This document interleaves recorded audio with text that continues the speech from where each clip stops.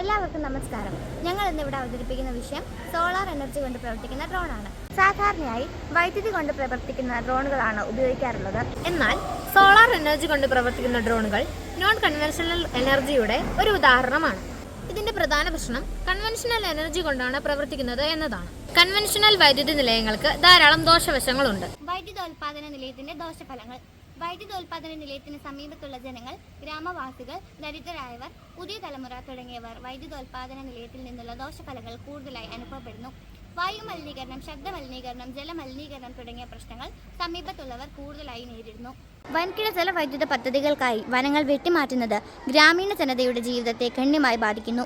പരിസ്ഥിതി പ്രശ്നങ്ങൾ കൂടുതലായി അനുഭവിക്കുന്നത് സാധാരണയായി ദരിദ്രരായ ജനങ്ങളിലാണ്.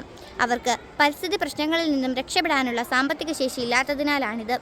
നമ്മൾ ഇന്ന് ചെയ്യുന്ന പരിസ്ഥിതി നശീകരണം ഭാവി തലമുറയെ കൂടുതലായി ബാധിക്കുന്നു.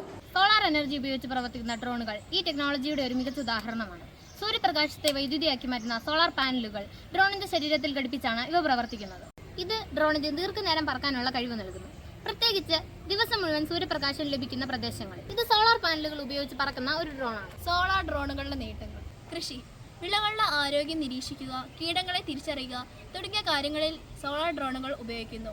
നിരീക്ഷണം, അതിർത്തി നിരീക്ഷണം, വന്യജീവി നിരീക്ഷണം തുടങ്ങിയ ആവശ്യങ്ങൾക്കെല്ലാം സോളാർ ഡ്രോണുകൾ ഉപയോഗിക്കുന്നു. ഫോട്ടോഗ്രാഫി, ഭൂപ്രദേശ സർവേ, റിയൽ എസ്റ്റേറ്റ് ഫോട്ടോഗ്രാഫി, മരുഭൂമി പ്രദേശങ്ങളിലെ ആളുകൾക്ക് മരുന്നുകളും മറ്റ് ആവശ്യ സാധനങ്ങളും എത്തിക്കാൻ സോളാർ ഡ്രോണുകൾ ഉപയോഗിക്കാം.